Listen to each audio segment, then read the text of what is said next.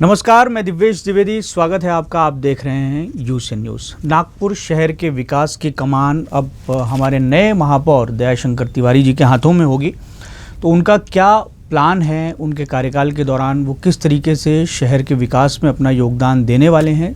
चूँकि हर मेयर का अपना एक सपना होता है अपने शहर को देखने का कि वो उसको किस तरीके की शक्ल देगा, और ये काम होता है कि उनके कार्यशैली से और उनके द्वारा क्रियान्वित की जाने वाली नई नई योजनाओं से। तो दयाशंकर तिवारी सर से, हमारे नए महापौर सर से हम बातचीत करेंगे और जानने की कोशिश करेंगे कि नागपुर शहर संतरा नगरी के विकास के लिए आखिर उनके पास में क्या प्लान है। हालांकि जो महापौर के फॉर्मूले के तहत उनकी कालावधि आमतौर पर जितनी महापौर की होनी चाहिए उतना कामकाज करने का मौका उन्हें नहीं मिलेगा, पर सीमित समय में जो निर्धारित समय है उसमें वो क्या जनता को डिलीवर करेंगे, ये जानने की हम कोशिश करेंगे। सर, पहले तो आपका बहुत बहुत स्वागत, बहुत बहुत बधाई आपको। धन्यवाद भैया। पहला सवाल यही है कि क्या आपका प्लान है कि किस तरीके से शहर को विकसित करना है, विकास की ओर गतिशील करना है। गत वर्ष सन 2020 कोरोना के प्रादुर्भाव के कारण संपूर्ण देश भर में निराशाजनक रहा। केवल आर्थिक व्यवहार ही नहीं, आर्थिक स्थिति ही नहीं, सारे विकास के काम अवरुद्ध हो गए। और इन सारी परिस्थितियों के कारण जहां स्थानिक स्वराज्य संस्थाएं हैं वहां दैनंदिन काम करना इसलिए आवश्यक होता है कि यहाँ मेंटेनेंस के काम बहुत ज़्यादा होते हैं। और अगर एक वर्ष तक के मेंटेनेंस के काम अवरुद्ध हो जाए तो उसके बहुत सारे दुष्परिणाम शहर में दिखाई देने लगते हैं, और यही दुष्परिणाम नागपुर शहर में भी दिखाई दे रहा है।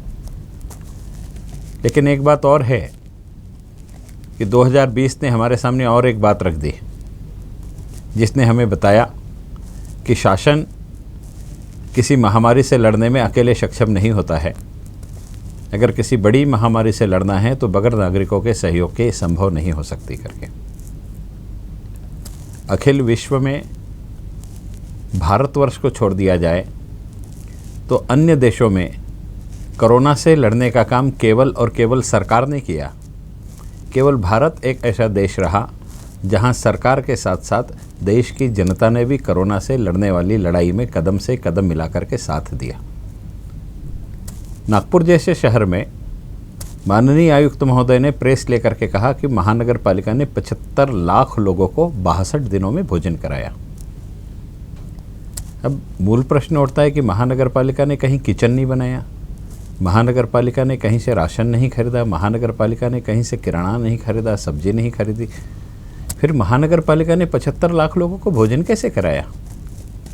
जब उसकी तह में जाते हैं तो पता चलता है कि नागपुर शहर की वे सामाजिक संस्थाएं जो स्वयं का किचन, कम्युनिटी किचन चला रही थी, महानगर पालिका ने उनके माध्यम से भोजन को एकत्रित करके लोगों के घर तक पहुंचाने की व्यवस्था की, और यह संख्या 75 लाख रही। अर्थात प्रतिदिन करीब करीब 1.25 लाख लोगों को भोजन कराने का काम इस शहर की उन संस्थाओं ने किया जो महानगर पालिका के साथ जुड़ करके काम कर रही थी। और इसके अलावा अन्य संस्थाएं ऐसी रही होगी जिन्होंने भी 1.5 लाख लोगों को भोजन कराया, अर्थात 2 लाख लोगों को रोज भोजन कराया। तो महापौर बनने के बाद मेरे मस्तिष्क में एक विषय आया कि एक वातावरण शहर में सामाजिक संस्थाओं का स्वास्थ्य सेवा को सुदृढ़ बनाने के लिए बना हुआ है, इसलिए कुछ ना कुछ हमने इस काम को करना चाहिए। मेरा सौभाग्य था कि मुझे 1 वर्ष पहले ही पता चल गया था कि मुझे महापौर बनना है जी। इसलिए मेरा कार्यकाल भले छोटा हो लेकिन मुझे विचार करने के लिए अतिरिक्त 1 वर्ष मिल गया।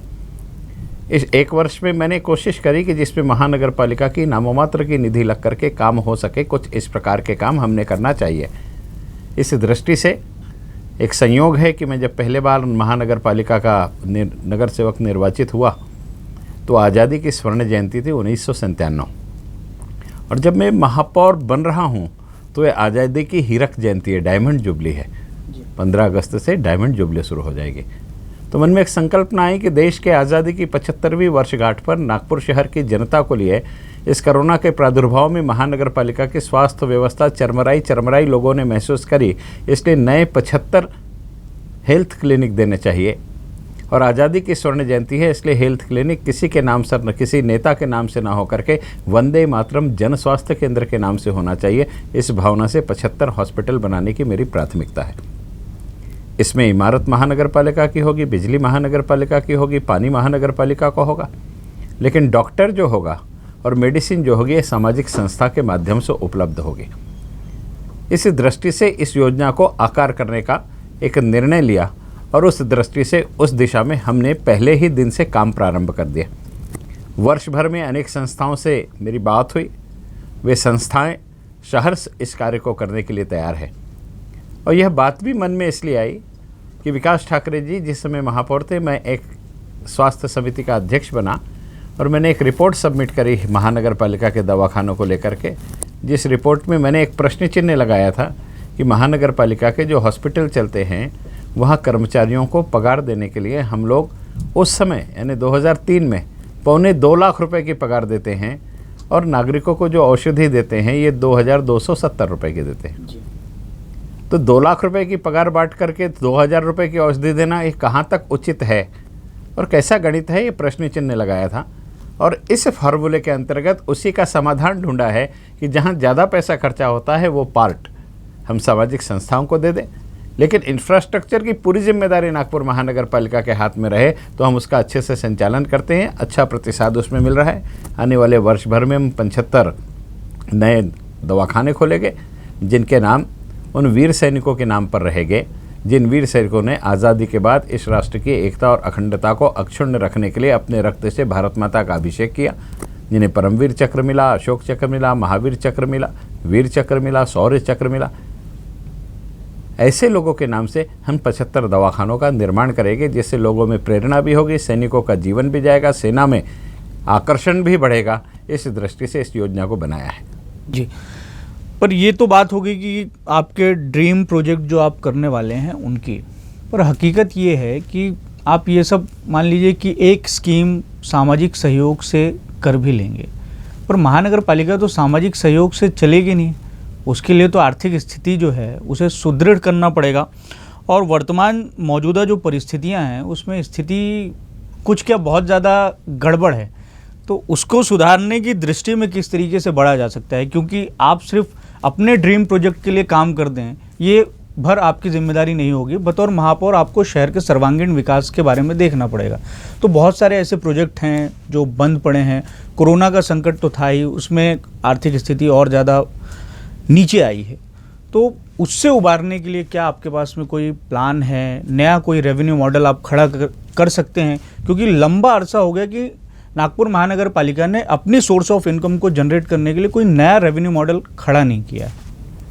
बिल्कुल, अगर मुझे महापौर के रूप में मैं कार्यरत हूँ तो जितनी आयुक्त जी की जिम्मेदारी है उतनी मेरी भी जिम्मेदारी है कि मैं रेवेन्यू मॉडल के बारे में ज़रूर सोचूं।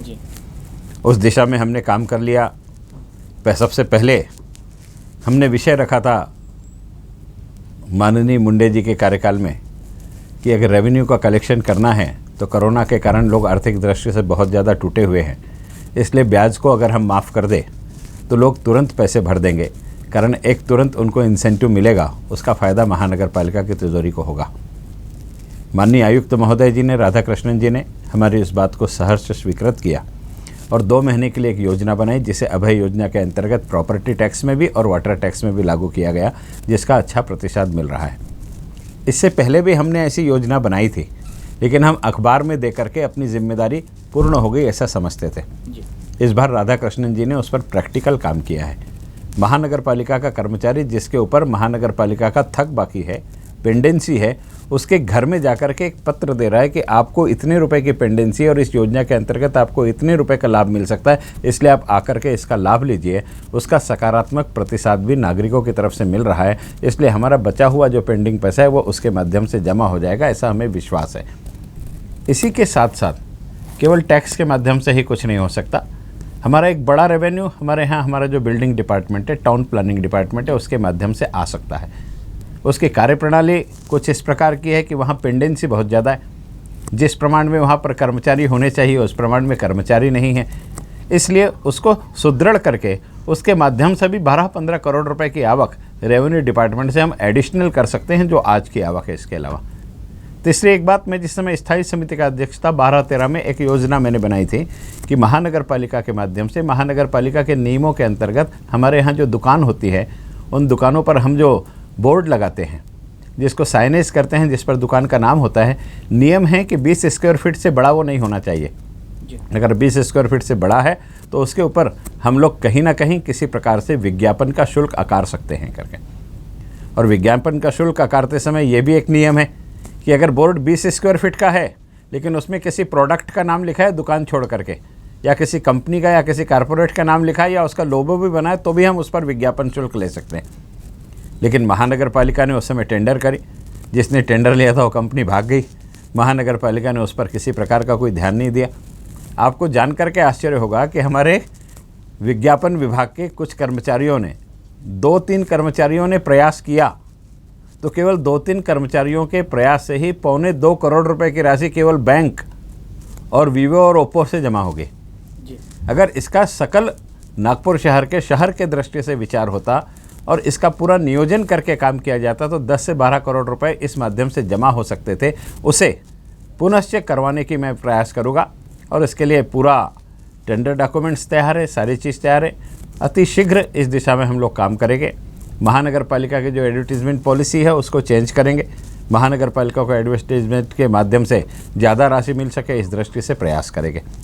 इसके अलावा और एक ऐसी बात है जो मैं सत्ता पक्ष का नेता था, माननीय प्रवीण जी महापौर थे, उस समय NESL की मीटिंग में मैंने एक विषय कहा था कि महानगर पालिका ने स्वयं का मिनरल वाटर लॉन्च करना चाहिए जी। जिस प्रकार से बिस्लरी का पानी मिलता है, रेलवे का रेलवे नीर मिलता है, उसी प्रकार से ऑरेंज सिटी का पानी भी होना चाहिए जी। और उस समय उस समिति ने इसको मंजूरी प्रदान करी।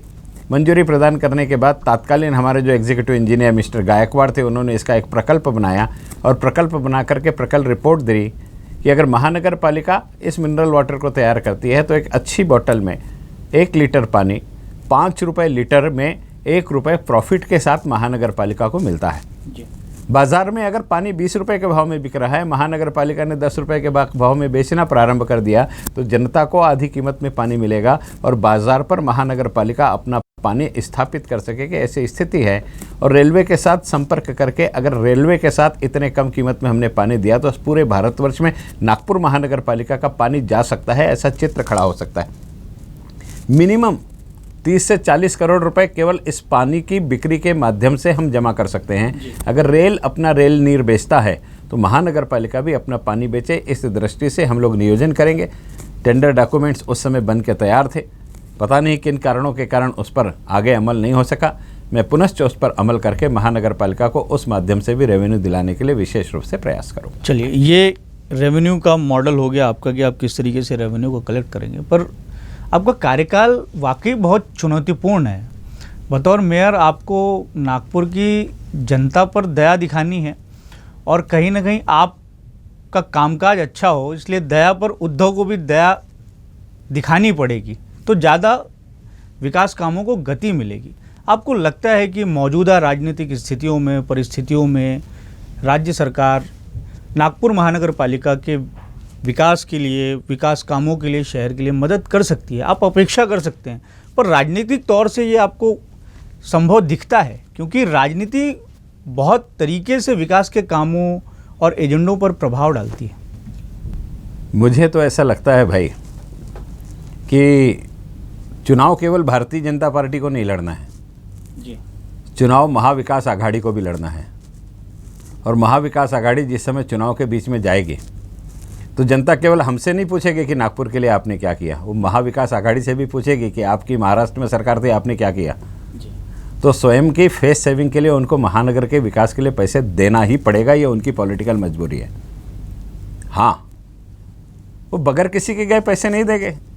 इसलिए नागपुर नगरी का महापौर इस हैसियत से मैं उनके दरबार में जाऊंगा, उनसे निवेदन करूंगा कि भाई नागपुर महानगर पालिका में जो सरकार है उसको भी जनता ने निर्वाचित करके दिया है और आपने नागपुर शहर को 4-4 मंत्री दिए हैं। तो 4 मंत्री दिए हैं तो एक मंत्री को एक दिशा दे दी जाए तो 4 दिशा में विकास हो सकता है करके। इस दृष्टि से केवल मंत्री देने से नहीं, नागपुर शहर के विकास के लिए भी आप नियोजन कीजिए। जो करीब करीब 293 करोड़ रुपए के काम आपने निधि रोक करके लटका दिए हैं, वो राशि आप रिलीज़ कीजिए और वो काम को शुरू होने दीजिए।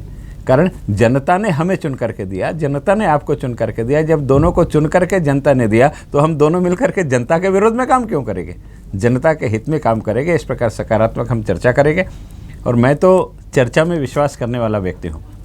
संवादहीनता की अपेक्षा संवाद निर्माण करने वाला मैं व्यक्ति हूँ, और संवाद निर्माण होने के बाद ही मैं उस दिशा में आगे बढ़ना चाहता हूँ।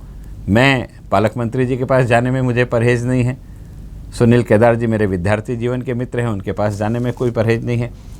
अनिल देशमुख जी सांस्कृतिक मंच के माध्यम से मुझसे जुड़े हुए हैं, इसलिए उनके पास भी जाने में मुझे किसी प्रकार की परहेज नहीं। मैं सबके पास जाकर के इस नागपुर के विकास के लिए निधि लाने के लिए प्रयास करूँगा। आपने चर्चा की बात की कि चर्चा करके आप समाधान निकालेंगे। चर्चा बीते कुछ दिनों में नागपुर महानगर पालिका में बहुत हुई, वो प्रशासन और जो जनप्रतिनिधि हैं उनके टकराव की, और उसको लीड आप रूलिंग पार्टी के तौर पर आप कर रहे थे, ये सबने देखा। एक आयुक्त से जो नगर सेवक हैं उनकी लड़ाई, और उसके बाद में जो परसेप्शन बना आम जनता के बीच में और जो रियलिटी निकल कर सामने आई, उसमें कहीं ना कहीं एक टकराव की स्थिति बनती हुई दिखाई दी और गलत मैसेज गया। हालांकि आयुक्त पिछले आयुक्त अब नहीं है, पर ये लगातार होता रहा है, या आरोप लगता रहा है कि प्रशासन पर पकड़ जिस स्तर की होनी चाहिए उस स्तर की रहती नहीं है, जिससे भी कामों में देरी होती है, फाइलें अटकी रहती हैं, लंबे समय तक अटकी रहती हैं। तो मुख्यालय में जो दो इमारतें हैं, नागपुर महानगर पालिका की पुरानी और नई प्रशासकीय इमारत, इन दोनों के बीच में जो दूरी है वो कम हो और रास्ता सुगम हो, इसके लिए क्या प्रयास करेंगे? या आपको लगता है कि ऐसा हो पाएगा? बिल्कुल हो पाएगा। मैंने पहल की, मैंने पद ग्रहण उस प्रांगण में किया जिसे एडमिनिस्ट्रेटिव बिल्डिंग कहा जाता है जी। मैंने बताया कि आप में और मेरे में किसी प्रकार का कोई मतभेद नहीं है, एक ही घर के हम दो रहवासी हैं, चूल्हा भले अलग है जी, लेकिन छत तो एक ही है जी। पहल की मैंने, और केवल इतनी पहल नहीं की, लोग बार बार, मेरे समझ में नहीं आता कि लोग बार बार पिछले आयुक्त का नाम क्यों लेते हैं। वो तो चले गए, उनके जाने के बाद उस बात को बार बार क्यों रिपीट करना चाहिए? और मुझे लेकर के ऐसा भ्रम फैलाया जाता है कि मेरा और उनका बहुत झगड़ा था करके। मेरा और उनका झगड़ा नहीं था। जो आदमी शालीनता से बैठ करके 6 घंटे मेरा भाषण सुन सकता है, वो मेरा दुश्मन कैसे हो सकता है? उसने 6 घंटे मुझे सुना है और उसने मुझे समझा है, और समझने के बाद उसने रिजल्ट दिया है। पूरे नागपुर शहर के किसी भी वार्ड में 1 लाख रुपए की भी राशि मुंडे जी ने नहीं दी, मेरे वार्ड को 67 लाख रुपए की राशि दी। अच्छा, उस समय में आप लड़ झगड़ के ला लिए? आप नहीं, लड़ झगड़ के नहीं लाया। 6 घंटे उन्होंने समझा, मैं 7 घंटे बात करता तो 77 लाख देते। 6 घंटे गया इसलिए 67 लाख रुपए दिया उन्होंने। इसलिए मैं जो बात कर रहा हूँ ये जनहित की बात कर रहा हूँ, और ये व्यक्ति जनहित की बात कर रहा है, इसलिए इसके जनहित के कार्य में पैसे देना चाहिए। उन्होंने 67 लाख रुपए दे दिए, वो मेरे दुश्मन हुए के दोस्त हुए। मुंडे जी से मेरी कतई दुश्मनी नहीं, हमारे वैचारिक मतभेद हो सकते हैं, और कोरोना के कार्यकाल में कार्यप्रणाली को लेकर के आपस में विवाद हो सकती है, चर्चा हो सकती है। हमने झगड़ा नहीं किया, कार्यप्रणाली को विस्तारित रूप से सुधार करने की अपेक्षा करी, चेष्टा करी, जो बाद में उन्होंने सहर्ष हमारी अनेक बातों को स्वीकृत करके उस दिशा में आगे बढ़ने लगे थे। लेकिन एकाएक उनका ट्रांसफ़र हो गया और वो यहाँ से चले गए, और आने वाले आयुक्त ने, जो वर्तमान आयुक्त हैं, उन्होंने वे सारी बातें जो हमने सभागृह के पटल पर की थी, उस सारी बातों के अनुरूप अपनी कार्यप्रणाली को आगे बढ़ाया। इसलिए हमारा आयुक्त महोदय से कोई झगड़ा नहीं था। मैं तो दीपावली के दिन मुंडे जी को मैंने मैसेज भेजा, और मैसेज भेज करके व्हाट्सअप मैसेज भेजा कि भाई मुंडे जी, आपको दीपावली की हार्दिक शुभकामनाएं। मैं तो संवाद करने में विश्वास करता हूँ, विवाद करने में नहीं।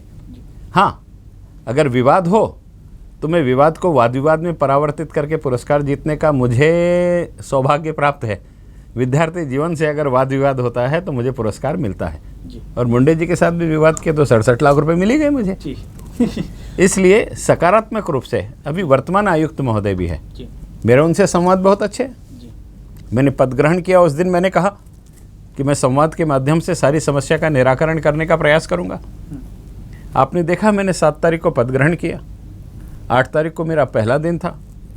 8 तारीख को मैंने एक पत्र दिया, और पत्र लिख करके माननीय आयुक्त महोदय जी को दिया कि आयुक्त महोदय जी, कर्मचारियों का 7वां वेतन आयोग प्रलंबित है, उसको दे दीजिए। मैंने 4 बजे पत्र दिया, 7 बजे आयुक्त महोदय जी ने 7वां वेतन आयोग का परिपत्र निकाल दिया। अगर मेरा संवाद नहीं होता, मेरी चर्चा नहीं होती, तो मेरे पत्र पर इतना क्विक रिस्पांस नहीं मिलता। वे स्वयं, आपने पिछले समय पढ़ा होगा कि आयुक्त 15 दिन तक के मिलने के लिए नहीं गए। ये आयुक्त महोदय 8 तारीख को मुझसे मिलने के लिए आए। आधे घंटे तक हम दोनों ने आपस में चर्चा करी। जी वो चर्चा एक महापौर की और एक आयुक्त की थी, इसलिए सार्वजनिक करने वाले नहीं हैं। जी उसमें उन्होंने सिग्नल दिए कि भाई मैं नगर सेवकों के विकास कार्यों को भी यथाशीघ्र प्रारंभ कर दूंगा। जी जहाँ तक मेरी जानकारी है, आज हमारे वित्त अधिकारी ने नगर सेवकों के काम शुरू करने का एक परिपत्र बना करके आयुक्त महोदय के पास भेजा। जी उसमें कुछ 1-2 शब्दों का हेरफेर था जो आयुक्त महोदय ने करने के लिए कहा है। कल नगर सेवकों के काम करने का परिपत्र निकल जाएगा। यानी गत मार्च महीने से, यानी जनवरी महीने से जी जो कामों पर प्रतिबंध लगा हुआ था, वो सारे के सारे काम इस जनवरी महीने में इन आयुक्त महोदय के कारण प्रारंभ हो जाएंगे। और आयुक्त महोदय से मेरा संवाद अगर नहीं रहता तो शायद ये संभव नहीं था। नहीं, पर बहुत सारे नगर सेवक जो हैं उनकी ये शिकायतें रहती हैं। हालांकि अब आपने कह दिया है तो जो विकास के काम है वो जल्द शुरू हो जाएंगे, पर बीते 1 साल में ये शिकायत रही कि फंड नहीं मिलता है, उनकी फाइलें अटकी रहती हैं। और एक सबसे बड़ी चुनौती जो बतौर महापौर ये भी रहती कि आप महापौर सिर्फ एक दल के नहीं हैं, आप शहर के हैं और हर नगर सेवक के हैं। तो हर नगर सेवक को संतुष्ट करना भी आपकी जिम्मेदारी है। आपने अपने भाषण में कहा भी कि वो सबके साथ में न्याय करेंगे आप, और सबको जो उपयुक्त निधि है, न्याय संगत निधि है, वो उपलब्ध कराने की कोशिश करेंगे। उसको उस दिशा में आप किस तरीके से, आपके पास में प्लान है ताकि कोई नाराज़ ना रहे आपसे और शहर के हर इलाके में नियमित विकास हो? देखिए, महापौर जो होता है जी उसके लिए अगर मैं सामान्य तौर पर शब्द उल्लेख करना चाहूँ तो नगर पिता होता है। जी और पिता के लिए उसकी सारी संतानें एक बराबर होती हैं।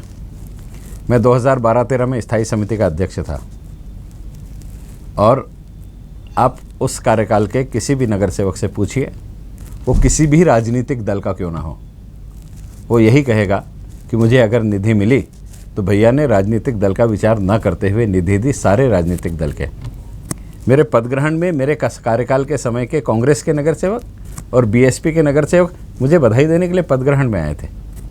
अर्थात मैंने उनके साथ न्याय किया था, उसका प्रतिशत मुझे आज तक मिल रहा है 2012-13 का। जी इसलिए मेरा स्वभाव है कि हम जब जनप्रतिनिधि के रूप में आते हैं तो जिस दिन चुनाव लड़ते हैं ना, उस दिन हमारा सिंबल कमल का फूल होता है। जी लेकिन जिस दिन हम निर्वाचित हो जाते हैं ना, उस दिन हम जनता के प्रतिनिधि हो जाते हैं। मैं जनता का प्रतिनिधि हूँ। मैं राजनीतिक दल का एक पदाधिकारी जरूर हूँ, लेकिन महापौर भारतीय जनता पार्टी का सदस्य बना है। जी लेकिन मैं महापौर नागपुर शहर के लिए बना हूँ। जी भाजपा मेरे लिए प्राथमिकता है, जी लेकिन भाजपा मेरी प्राथमिकता है इसका मतलब मैं बाकी लोगों का कार्य नहीं करूँगा, ऐसा नहीं है। सभी नगर सेवकों के वार्ड में काम होना चाहिए। कारण मैंने आपको पहले ही बताया कि जब महाविकास आघाड़ी रहेगी, अगर वो हमें पैसे नहीं देगी नागपुर शहर के विकास में, तो हम तो भाषण देंगे जगह जगह। उसी प्रकार से अगर हमने पैसा नहीं दिया तो ये नगर सेवक भी हमको नाम लेकर के घर आएंगे। जी इसलिए जिस प्रकार से उनकी सामाजिक और राजनीतिक मजबूरी है कि नगर के लिए पैसा देना, वैसा ही समाज के बीच में जाते समय हमने किसी प्रकार का भेदभाव नहीं किया। यह स्थापित करने के लिए हमें भी आगे जाना पड़ेगा। और मैं आपको विश्वास दिलाना चाहता हूँ, आप महानगर पालिका में नियमित आते हैं, आप कभी कांग्रेस के सारे वरिष्ठ नगर सेवकों की फाइल उठा करके देखिए, आपको पता चलेगा प्रत्येक नगर सेवक को हमारे स्थायी समिति के अध्यक्षों ने पैसा दिया है, नहीं दिया है ऐसा नहीं है। हाँ, 2 अंतर है। भारतीय जनता पार्टी के सीनियर नगर सेवक अपने सारे नगर सेवकों के काम होना चाहिए इस दृष्टि से काम करते हैं, और कांग्रेस के सीनियर नगर सेवक उनका काम हो जाना चाहिए इस दृष्टि से काम करते हैं। जी इसलिए उन्होंने भी अपने छोटे नगर सेवकों के साथ मिलकर के काम करना चाहिए, ऐसे मुझे लगता है। और वो अगर नहीं करेंगे ना, तो मैंने तो तय किया है कि मैं सब नगर सेवकों को साथ में लेकर के काम करूंगा, चाहे वो किसी भी राजनीतिक दल के हो, किसी के साथ अन्याय नहीं होने दूंगा। एक और चुनौती की बात करते हैं। जब आप महापौर हैं, अब अगला चुनाव नागपुर महानगर पालिका के, उसमें आप सारथी की भूमिका में होंगे, क्योंकि नागपुर महानगर पालिका की जो राजनीति है, एक तरीके से हम कह सकते हैं कि उस चुनाव को लीड मेयर कर रहे हैं या मेयर का चेहरा आगे है।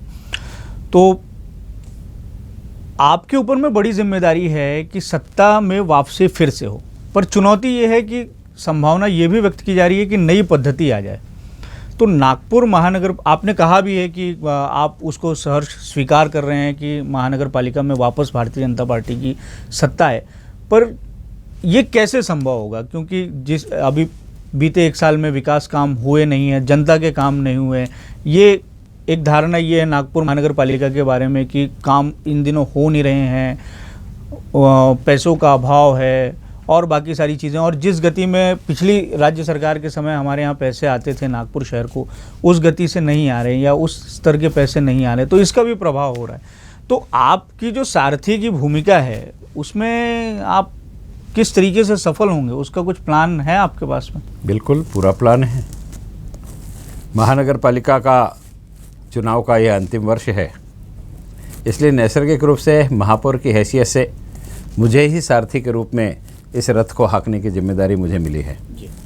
और पर चुनौतीपूर्ण है क्या? नैसर्गिक रूप से कोई भी चुनाव चुनौतीपूर्ण ना हो ऐसा तो संभव ही नहीं। चुनाव कोई भी हो वो चुनौतीपूर्ण ही होता है।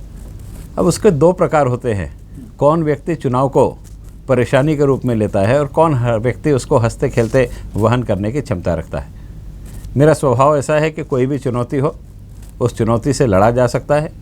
मन में इच्छा शक्ति होनी चाहिए, सकारात्मक विचार करने की क्षमता होनी चाहिए और सबको साथ में लेकर चलने की बात होनी चाहिए। आपने जितने शब्द वापरे ना कि नकारात्मक वातावरण है, काम नहीं हो रहा है, ये सारे शब्द आपको इस सप्ताह तक ही सीमित है जी।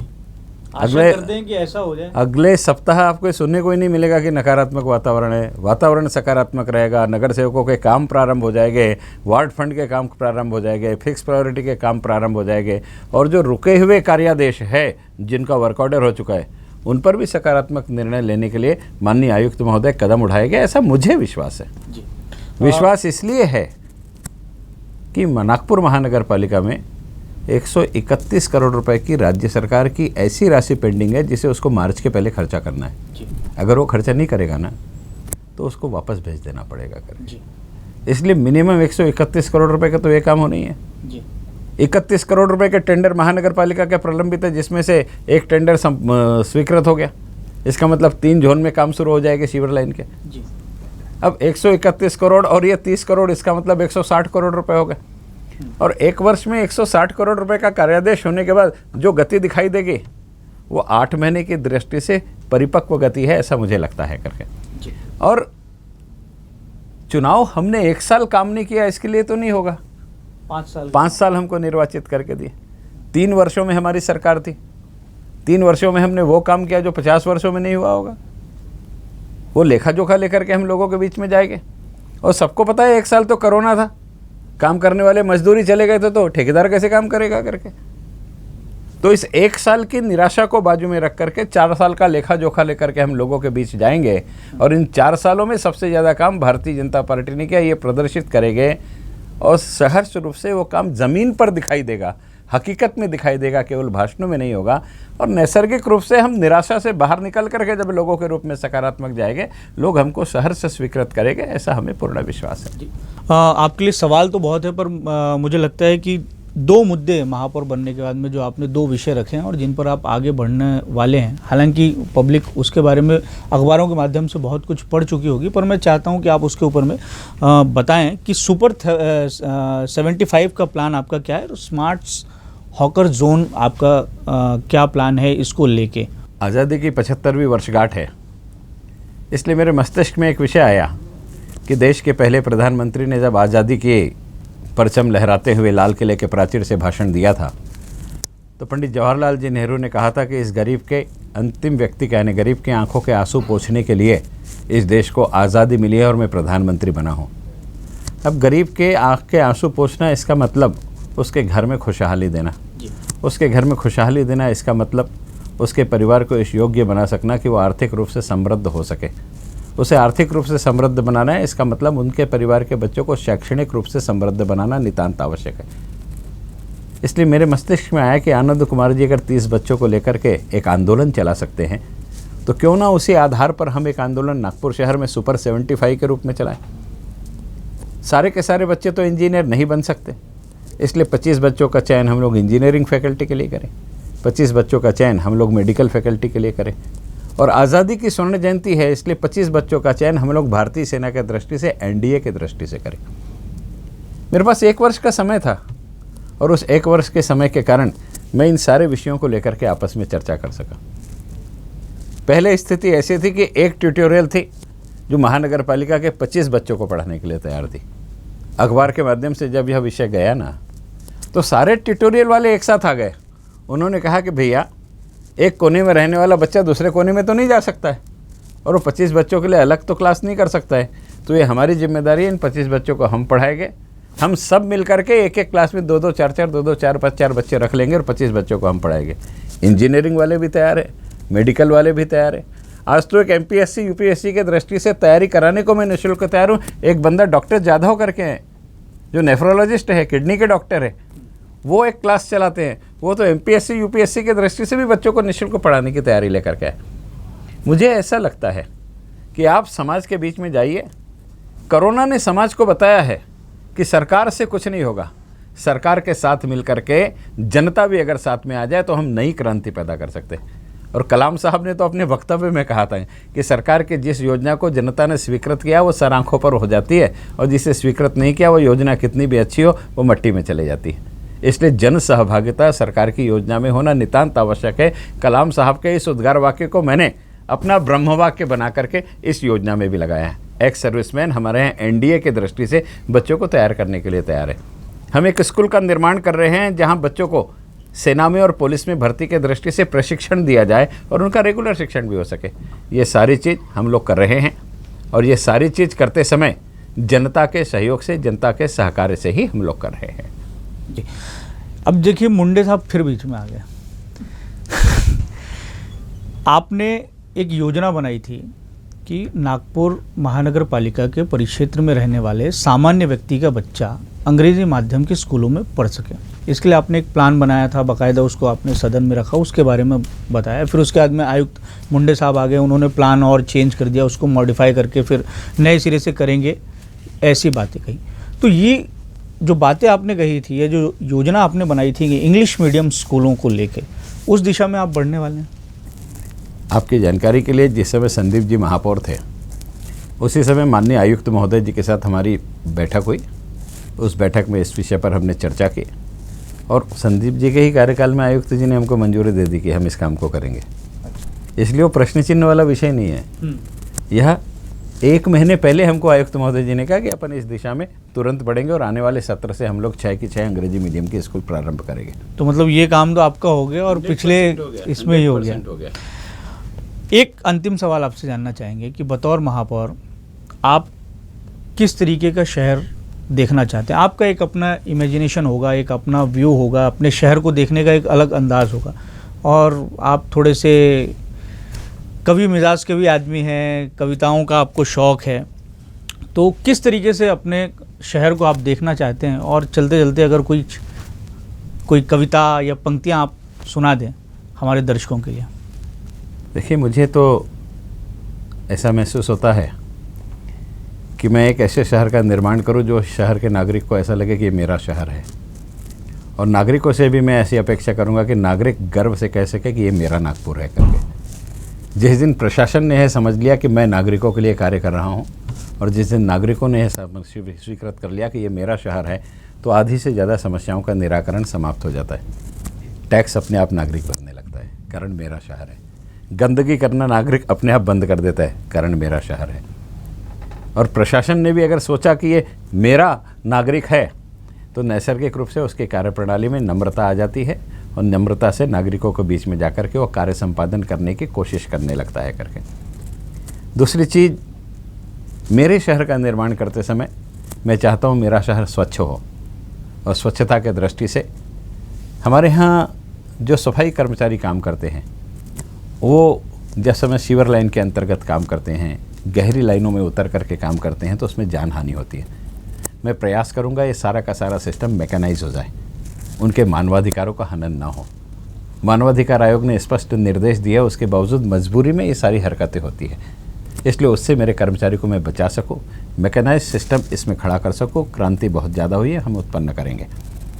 स्वीपिंग में भी आउटर वार्ड में हमारे सफाई कर्मचारी कम है, इसलिए अगर बड़े रास्तों को हम लोग मैकेनाइज स्वीपिंग के माध्यम से साफ़ कर सके, तो ये कर्मचारियों को आउटर वार्ड में भेज करके वहाँ भी हम स्वच्छता कर सकते हैं करके। तो मेरा शहर स्वच्छ हो, मेरा शहर स्वस्थ हो, इस दृष्टि से 75 नए दवाखानों के संकल्पना वंदे मातरम के माध्यम से मैंने की, और उसमें भी छुपा संदेश यह है कि सेना में भर्ती होने का संदेश लेकर के मैं वहाँ जाऊँ कि कोई भी व्यक्ति जब हॉस्पिटल में इलाज करने जाए उसके आंखों के सामने एक रणबांकुरे का फोटो हो, उसका जीवन हो और उसने किस उम्र में देश के लिए, भारत माता के लिए अपना समर्पण किया, ये बार बार वो देखेगा तो उसके मन में कहीं ना कहीं सेना के प्रति आकर्षण पैदा होगा। इसके अलावा मैं बता रहा हूँ कि अगर आपका मन स्वच्छ हो ना तो ईश्वर आपका साथ देता है। मैंने 8 तारीख को स्वास्थ्य समिति की बैठक ली, उसमें जानकारी मिली कि 23 यूपीएससी की मंजूरी राज्य केंद्र सरकार ने दे दी है और 28 की 2 महीने में आ जाएगी। तो 75 दवाखाने मैं मेरी योजना के माध्यम से तैयार करूंगा। 51 दवाखानों की अनुमति केंद्र सरकार ने विथ स्टाफ अप्रूवल दे दी और 2 यूसीएससी की मंजूरी दे दी, इसका मतलब 53। तो 75 प्लस 53 दवाखाने एक साथ जब शहर में आएंगे तो नैसर्गिक रूप से महानगर पालिका की स्वास्थ्य सेवाओं के सुधार में एक उछाल आएगा। इसके अलावा आयुष मंत्रालय के माध्यम से एक 50 बेड के हॉस्पिटल का प्रस्ताव बना करके हम भेज रहे हैं और हमारे दोनों नेताओं ने जिम्मेदारी ली है कि 3 महीने के अंदर उसे मंजूरी दिला करके हम उसका भूमि पूजन करेंगे। 2 यूसीएससी का भूमि पूजन आने वाले 1 माह के अंदर हम लोग करेंगे, जिसके लिए 10 करोड़ रुपए की राशि केंद्र सरकार से मंजूरी होकर के आ गई है। आने वाले इस माह के अंदर 3 से 4 यूपीएससी का हम लोग उद्घाटन करेंगे। हम हमारे काम की शुरुआत कर देंगे और शहर स्वस्थ बनेगा। स्वस्थ के साथ साथ खेल के क्षेत्र में भी शहर समृद्ध होना चाहिए।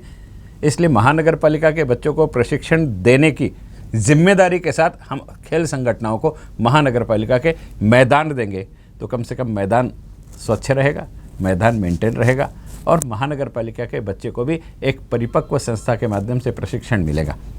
और नागपुर महानगर पालिका स्पोर्ट्स की दृष्टि से एक डिस्ट्रिक्ट हो गई है।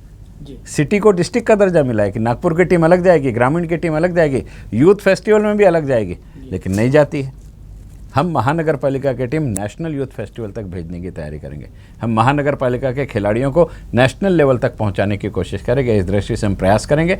हमारे शहर के बच्चों में बहुत ज़्यादा प्रतिभा है, लेकिन राज्य, जिले में और शहर में हम एक ही टीम भेज पाते हैं, इसलिए बहुत से खिलाड़ी रह जाते हैं। उनको भी राष्ट्रीय स्तर का हम लोग भेजने का प्रयास करेंगे।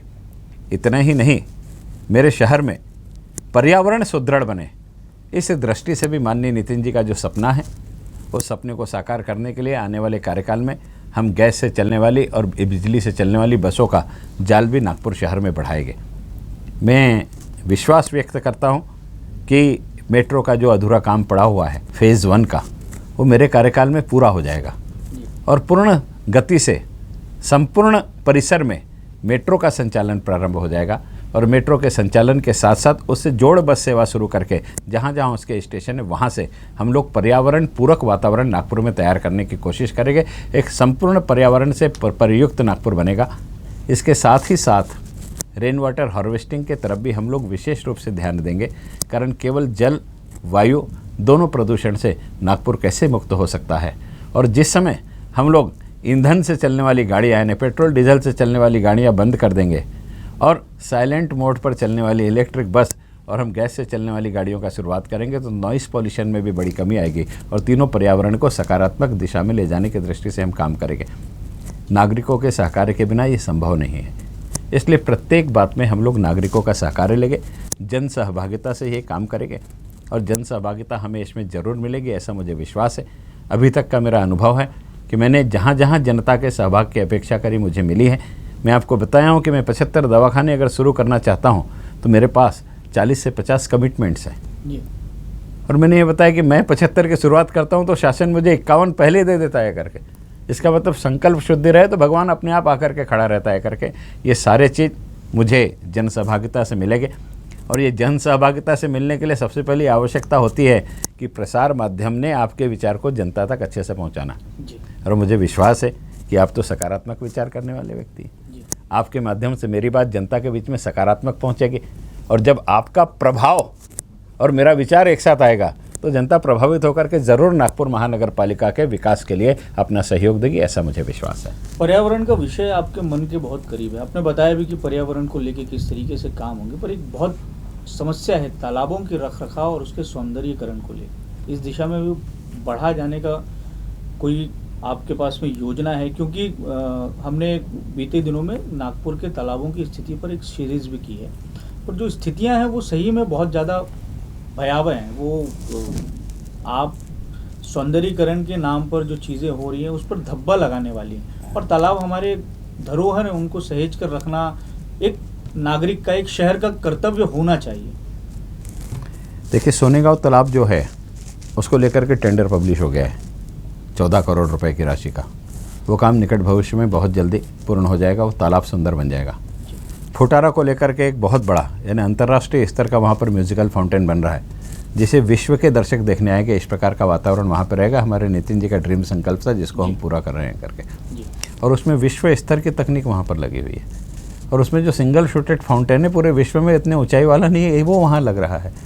ये सारी चीज़ें हम तालाबों की दृष्टि से कर रहे हैं। इसमें रहा एक विषय सकरदरा तालाब का, जिसके लिए शासन की निधि माननीय देवेंद्र जी की सरकार ने दी थी, वर्तमान सरकार ने रोक दी है। हम उसके लिए भी लड़ाई लड़के वो निधि भी वापस ला लेंगे, वो काम भी करेंगे। उसके बाद बचता है हमारा नाइक तालाब, लेंडी तालाब। उस दृष्टि से भी हमारे पास योजना है।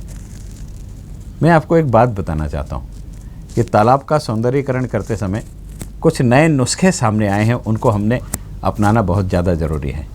तालाब में अगर गंदगी है तो मच्छरों की ब्रीडिंग होती है और मच्छरों की उपज का सबसे बड़ा केंद्र हो जाता है। कुछ इस प्रकार के साइंस के रिवॉल्यूशन हुए हैं कि मैंने परसों ही हमारे मलेरिया फाइलेरिया विभाग की जो प्रमुख है नासरे मैडम, उनको बुलाया था और हमारे बरडी के ही एक व्यापारी को मैंने उनसे मुलाकात कराई थी। वो एक प्रकार का ऐसा केमिकल लेकर के आया है कि जिस केमिकल को कूलर के टंकी में एक बार लगा दिया जाए तो ताज जिंदगी उसमें मच्छर की ब्रीडिंग नहीं होगी। और उसका कहना है कि अगर ये तालाब के अंतर्गत इस केमिकल को डाल दिया जाए तो पानी में प्रदूषित भी नहीं होगा, उसमें किसी प्रकार का पीने के योग्य भी पानी रहेगा और मच्छर की उपलब्धि तो पूरी की पूरी तरह से बंद हो जाएगी, बदबू भी समाप्त हो जाएगी करके। उसका कहना है कि अगर कुएं में भी अगर गंदा पानी है उसका भी मैं ट्रीटमेंट कर दूं तो लाख सवा लाख रुपए उसके ट्रीटमेंट में लगता है और आने वाले 10 वर्षों तक के उसमें प्रदूषण ही पानी में नहीं होगा। कारण नेचुरल तौर पर वहाँ पर अलगी पैदा होती है, जो अलगी उस वातावरण को शुद्ध करने के लिए स्वयं काम करेगी और उसमें उत्पन्न मछलियाँ और अलगी का भोजन भी बन जाएगा, अलगी और मछलियों का भोजन भी बन जाएगी करके। तो इस प्रकार के जो अनेक नुस्खे हैं जो विज्ञान ने उत्पन्न किए हैं, इनका भी उपयोग करके तालाब की गंदगी को समाप्त करने के दिशा में हम लोग प्रयास करेंगे। मैं बहुत ईमानदारी के साथ कहता हूँ कि मैं अगर ये कहूँ कि मेरे 8 महीने के कार्यकाल में मैं पूरे तालाब साफ कर दूंगा, तो संभव नहीं है। सोनेगांव का काम शुरू हुआ है, मेरे कार्यकाल समाप्त होते तो काम पूरा हो जाएगा। साथ ही साथ में सकरदरा का काम द्रुत गति से हो, इस दृष्टि से मैं वहाँ काम करूँगा। मैं तो वहाँ के नागरिकों को बोल कर भी आया हूँ कि आने वाली छठ पूजा हमको सकरदरा के तालाब पे भी करनी है करके। इसका मतलब छठ पूजा के पहले सकरदरा तालाब छठ पूजा के योग्य हो जाए, इस दृष्टि से विचार करेंगे हम करके। रही बात तीसरे तालाब की, उस तालाब में मैंने जो आपको बताया कि अनेक वैज्ञानिक प्रयोग करके उसकी बदबू समाप्त हो, वहाँ मच्छर की ब्रीडिंग बंद हो, वहाँ पर जो खरपतवार उग गई है उसे वहाँ से निकाल करके साफ़ किया जाए, उसके बाद अगले टप्पे में उसकी पूरी शुरुआत हो सके। इसलिए 2022 के पहले वो पूरा हो पाएगा ये मुझे संभव नहीं लगता, लेकिन वो गंदगी से मुक्त हो जाएगा, ये विश्वास में आपको जरूर दिला। चलिए, आपका फिर एक बार अभिनंदन। और आपसे शहर की जनता ये आशा तो कर सकती है, अपेक्षा तो कर सकती है कि आप अपने कार्यकाल में शहर के विकास में अपना बहुमूल्य योगदान देंगे और जितना संभव है उतना ईमानदारी से आपके माध्यम से प्रयास होगा। आपके लिए सवालों की तो हमारे पास में बौछार है, झड़ी है, पर समय हमारे पास में सीमित है, इसलिए फिर कभी आपसे फिर रूबरू होंगे और जनता के सवालों को लेके, आपके विकास एजेंडे को लेकर फिर से हम चर्चा करेंगे। आप हमारे स्टूडियो में आए, आपका बहुत बहुत धन्यवाद। इस साक्षात्कार के अंत में मैं केवल इतना ही कहना चाहता हूँ, ना मैं वाद करूँ ना मैं विवाद करूँ। मैं तो चाहता हूँ कि शहर के समग्र जनता को साथ में लेकर के विकास का काज करूँ, और इसीलिए मैं कहता हूँ कि प्यार बांटते चलो, खेतों में खलिहानों में अणुबम से ज़्यादा शक्ति है इंसानों में। योजना बनाने जब मैं चला तो शायद मैं अकेला था, लेकिन आज जब लोगों का साथ मिल रहा है तो मुझे याद आती है वो पंक्तियाँ कि मैं अकेला ही चला था जानिबे मंजिल, मगर लोग साथ आते गए और कारवां बनता गया, लोग साथ आते गए, कारवां बनता गया। धन्यवाद।